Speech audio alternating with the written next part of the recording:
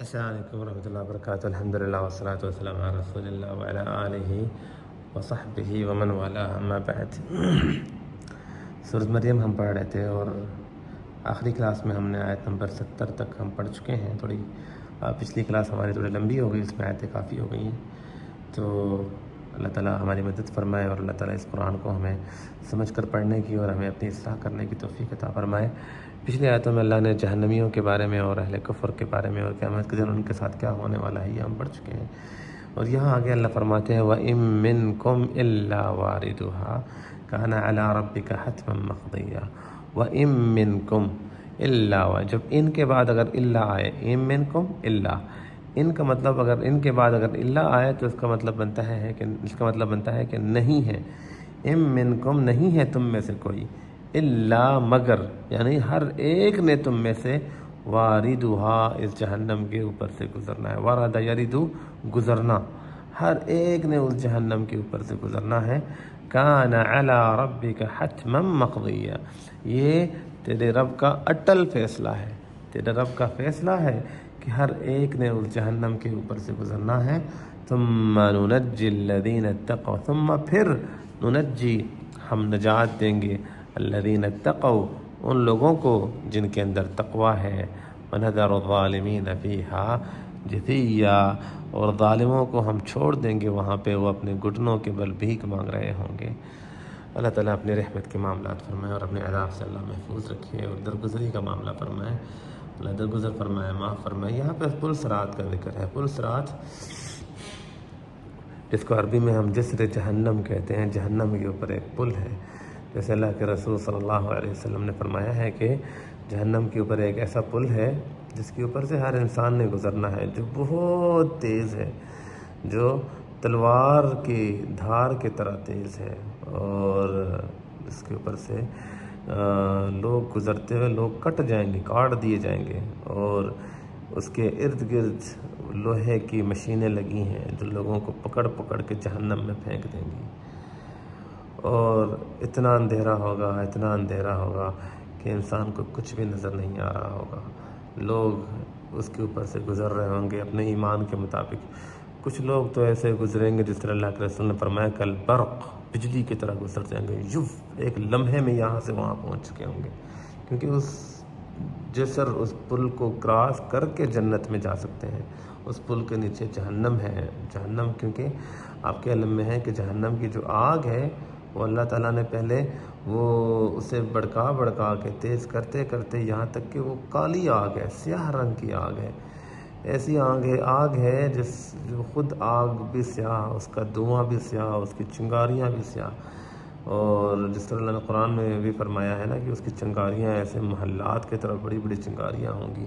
تکاد تمیز من الغیظ، غصے سے ایسے لگ رہا ہوگا کہ ابھی اس نے پھٹ جانا ہے اور اس نے سب کو اپنے اندر لے لینا ہے. اور اس جہنم کے اوپر سے ہر ایک نے گزرنا ہو. کوئی بجلی کی رفتار سے گزرے، کوئی تیز گھوڑے کی رفتار سے گزرے، کوئی الگ الگ رفتار سے لوگ گزر رہے ہیں. کچھ ایسے لوگ ہوں گے جو ایمان جن کا کمزور ہوگا. حدیث میں اللہ کے فرماتے ہیں کہ اس کی انگلی کے پاس صرف ایک روشنی ہوگی اور وہ گھسیٹتا خود کو جا رہا ہوگا.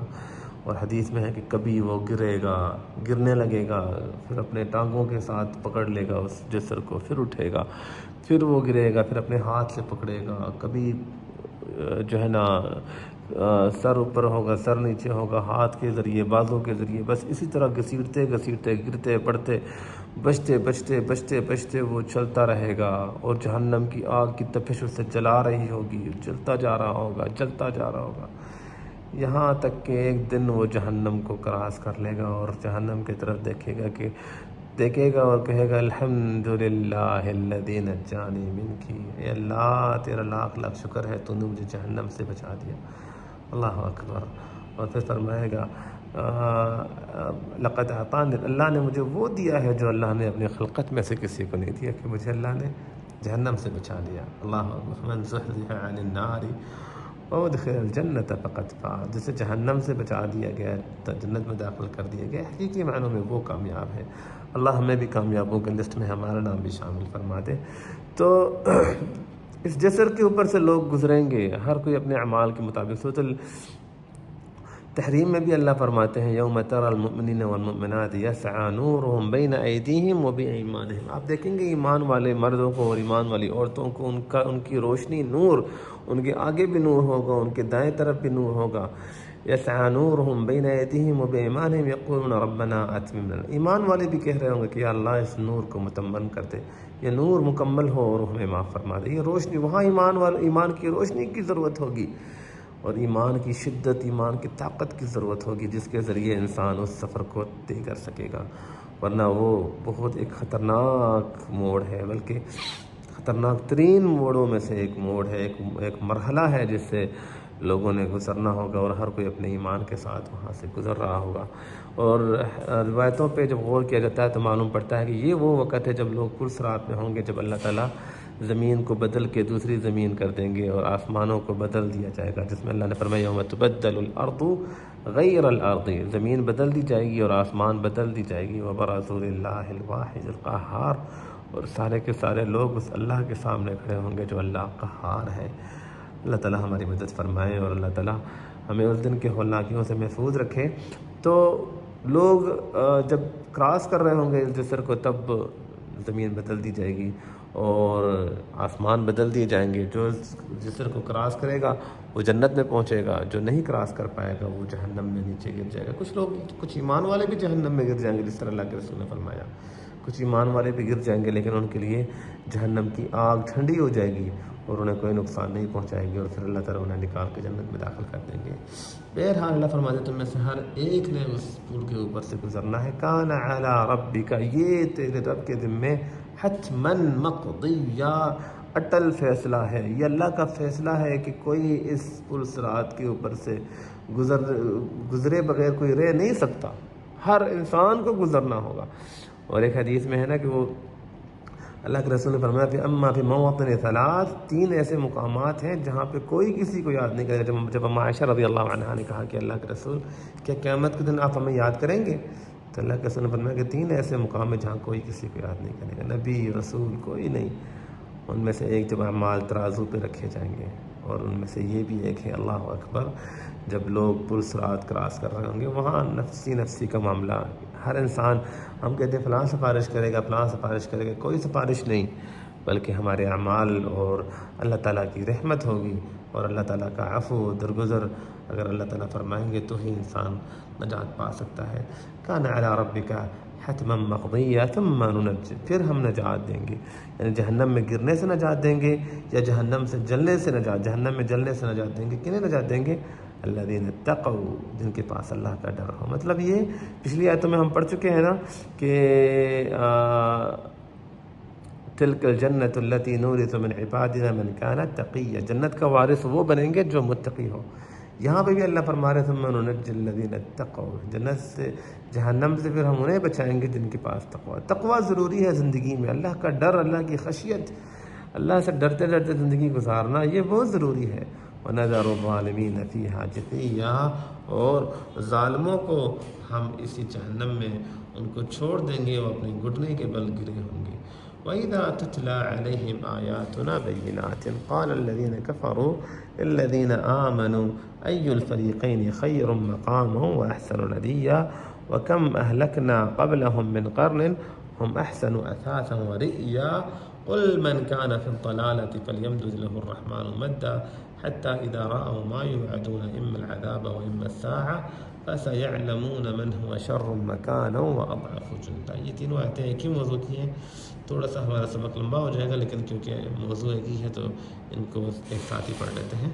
اللہ فرماتے ہیں اور جب وَإِذَا، اور جب تتلا، تلاوت کی جاتی ہے، علیہم، ان پر، آیاتنا بینات، ہماری آیتیں واضح کر کے، واضح آیتیں جب ہماری ان کے سامنے پڑھی جاتی ہیں، قرآن پاک کی آیتیں جب پڑھی جاتی ہیں، قال الذین کفروا، یہ کافر کہتے ہیں، الذین آمنوا، ایمان والوں سے، ای الفریقین خیر مقاما، دیکھو تم لوگ کہتے ہو کہ ہم بڑے اچھے ہیں اور تم برے ہو، تم کہتے ہو کہ اللہ تعالیٰ ہماری سنتا ہے، تم کہتے ہو اللہ تعالیٰ ہم سے محبت کرتا ہے، تم کہتے ہو ہم اللہ کے خاص بندے ہیں، تم کہتے ہو ہم اللہ کی عبادت کرتے ہیں، توحید کو اپناتے ہیں، تو ہمیں جو ہے نا اللہ تعالیٰ ہمیں بدلہ دے گا. ای الفریقین، دیکھو تمہارے اور ہمارے درمیان ان 2 گروہوں میں سے خیر مقام و احسن ندیہ، بتاؤ کہ کون بہترین مقام پہ ہے، خیر مقام، کون بہترین مقام پہ ہے، وَأَحْسَنُ نَدِيًّا، ندیہ کا مطلب ہوتا ہے لوگوں کا جمع ہونا، کہ کس کے ارد گرد لوگ جمع ہیں۔ کافر ہمیشہ دنیا کو ہی اپنا مقصد اور اپنا جو ہے نا وہ سب کچھ سمجھتا ہے۔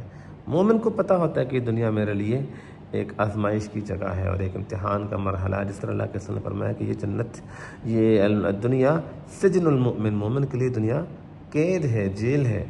تو وہ اس دنیا کو اپنا مقصد نہیں سمجھتا، بلکہ وہ اسے ایک ضرورت سمجھتا ہے۔ اسے پتہ ہوتا ہے کہ بس چند دن یہاں گزارنے ہیں، چند لمحے گزارنے ہیں اور پھر اللہ کے یہاں چلے جانا ہے۔ وہ جانتا ہے کہ یہ زندگی، اگر انسان اپنے زندگی پہ غور کرے تو یہ مختصر ترین زندگی ہے۔ یہ 50 سال، 60 سال، 100 سال کی زندگی کسی کو مل جائے تو 100 سال کی زندگی، لیکن اس کے بعد اگلی زندگی کو دیکھیں ذرا، قبر کی زندگی کتنے سالوں کی ہے، نہ جانے کتنے ہزار سال۔ جو لوگ آج سے صحابہ کرام کے زمانے میں جو وفات پا گئے ہیں قبروں میں، ان کو کتنے 1500 سال ان کو ہو گئے، تو قیامت، نہ جانے قیامت تک اور کتنے سال قبر میں رہیں گے۔ ہم نے جب جانا ہے تو پتہ نہیں قبر میں ہم 1000 سال رہیں گے، 10,000 سال رہیں گے، مان لو 1000 سال قبر میں رہیں گے۔ اچھا، اس کے بعد پھر ایک محشر کا دن ہوگا 50,000 سال کا۔ کہاں یہ 100 سال اور کہاں وہ 50,000 سال۔ 50,000 سال میں کتنے 100 سال ہوں گے؟ یہ 100 سال ہماری زندگی ختم نہیں ہوتی، ہمیں لگتا ہے اتنی لمبی زندگی۔ سوچو وہ ایک دن کا نا مقدار ہو 50,000 سنہ، جو 50,000 سال کے برابر۔ اس ایک دن میں اللہ تعالیٰ ایک عمل کا کھول کے حساب رکھیں گے۔ سوچو 100 سال، 50 سال کی زندگی کا حساب دینے کے لیے میرے اللہ نے 50,000 سال کا دن بنایا۔ سوچو میرا اللہ کیسے حساب لے گا، ہر لمحے کو اللہ کیسے جو ہے نا وہ کھول کے اس کا حساب لے گا، ہر اینگل سے حساب لے گا۔ اس ایک لمحے میں ہماری آنکھ سے ہم کچھ کر رہے ہوتے ہیں، ہماری زبان سے ہم کچھ کر رہے ہوتے ہیں، ہمارے ناک سے، ہمارے کان سے، ہمارے ہاتھوں سے، ہمارے پاؤں سے، ہمارا دل اور دماغ، ہمارے ہر اعضاء ایک لمحے کے اندر الگ الگ ڈیفرنٹ ہم ایکٹیویٹیز کر رہے ہوتے ہیں، اور میرا اللہ ہر لمحے کا حساب لے گا، ہر لمحے میں ہر عضو کا حساب لے گا۔ وہ اللہ اپنی شان کے مطابق حساب لے گا۔ فَيَوْمَئِذٍ لَا يُعَذِّبُ عَذَابَهُ أَحَدٌ وَلَا يُوثِقُ وَثَاقَهُ أَحَدٌ، وہ ایسے پکڑے گا کہ کوئی ایسا نہیں پکڑ سکتا۔ اللہ تعالیٰ رحمت کے معاملات فرمائے۔ تو یہاں اللہ فرماتے ہیں وَإِذَا تُتْلَىٰ عَلَيْهِمْ آيَاتُنَا بَيِّنَاتٍ، تو کافر ہمیشہ مثال دیتے ہوئے کہتے ہیں کہ دیکھو تمہارے پاس کیا ہے، ہمارے پاس دیکھو اچھے گھر، نوکر چاکر، لوگ، دوست احباب، اتنے ہمارے ارد گرد لوگ ہیں، اتنے ہمارے چاہنے والے ہیں، اتنے ہمارے یہ ہیں وہ ہیں۔ تو دنیا کی مثال، اکثر ہم بھی دنیا کو ہی اپنے لیے مقصد سمجھتے ہیں، اور ہمیں یہ ہوتا ہے کہ یار اللہ نے مجھے یہ نعمت کیوں نہیں دی، اللہ نے مجھے فلاں نعمت کیوں نہیں دی، اللہ تعالیٰ لگتا ہے مجھ سے محبت نہیں کرتے ہیں اس لیے اللہ نے مجھے یہ چیز نہیں دی ہے، اللہ مجھ سے محبت نہیں کرتے ہیں اس لیے اللہ نے، میرا اللہ جب کسی سے محبت کرتے ہیں نا تو اسے دنیا نہیں دیتے ہیں۔ یہ ہماری غلط فہمی ہے کہ مجھے لگتا ہے کہ میں بیمار رہتا ہوں کیونکہ اللہ مجھ سے محبت نہیں کرتے تو میں بیمار رہتا ہوں، میری اتنی ٹینشنیں ہیں کیونکہ اللہ مجھ سے محبت نہیں کرتے، میں غریب ہوں کیونکہ اللہ مجھ سے محبت نہیں کرتے۔ یہ ہماری سوچ ہے جو کہ سراسر غلط سوچ ہے۔ دنیا تو اللہ سب کو دیتا ہے نا، اللہ نے قرآن میں بھی کہہ دیا کُلًّا نُمِدُّ ہؤلاء وہؤلاء من عطاء ربک، ہم سب کو دیتے ہیں دنیا، ان کو بھی دیتے ہیں جو دنیا چاہتے ہیں، ان کو بھی دیتے ہیں جو اللہ کی رضا چاہتے ہیں۔ یہ اللہ کا دین ہے، اللہ سب کو دیتا ہے، اللہ نے اپنا رزق کسی سے نہیں روکا ہے، سب کو میرا اللہ تقسیم کرتا جا رہا ہے۔ لیکن یاد رکھو آخرت ہمارے کو نہیں دیں گے، آخرت صرف ایمان والوں کے لیے۔ تو جن سے محبت کرتے ہیں نا اللہ تعالیٰ، پھر انہیں آخرت میں دیتے ہیں، انہیں دنیا میں پھر نہیں اس طرح ملتا۔ نبیوں کو دیکھ لیں، نبی صلی اللہ علیہ وسلم اس امت کے سردار، کائنات کے سردار، اور کئی دنوں تک آپ اپنے پیٹ کے اوپر پتھر باندھ لیتے تھے بھوک کی شدت کی وجہ سے۔ آپ صلی اللہ علیہ وسلم کی ساری اولاد آپ کے سامنے دنیا سے بچپن میں ہی چلی گئی، آپ کی بیٹیاں، آپ کی زندگی میں ساری بیٹیاں فوت ہو گئیں، صرف فاطمہ رضی اللہ عنہا ایک ہی بیٹی دے گئی، تو ساری بیٹیاں آپ کی زندگی میں فوت ہو گئیں۔ تکلیفوں کی اگر آپ دیکھیں گے نبی کی زندگی میں کتنی تکلیفیں آئیں، بے شمار تکلیفیں۔ تو دنیا تو آزمائش کی جگہ تھی نا، تو اس لیے اللہ نے کافروں کا کہا کہ کافر ہمیشہ مقابلے میں کہتے ہیں دیکھو ہمارے پاس یہ تمہارے پاس کیا ہے، لیکن ایمان والے کبھی اس طرح نہیں سوچتے ہیں۔ اسی طرح اللہ نے قرآن میں ایک اور مقام میں اللہ فرماتا ہے لو کان خیرا ما وقال الذین کفروا، اور کافر ایمان والوں سے کہتے ہیں لو کان خیرا، کہ اگر یہ جو رسول اللہ صلی اللہ علیہ وسلم دعوت جس کی طرف دے رہے ہیں اگر یہ خیر ہو ما سبقونا الیہ، کبھی ہم سے آگے نہ بڑھ پاتے۔ یعنی دیکھو دنیا میں اگر ہم آگے ہیں تو ہم نیکی میں بھی ہم سے آگے کوئی نہیں کر سکتا، لیکن ایسے نہیں ہے۔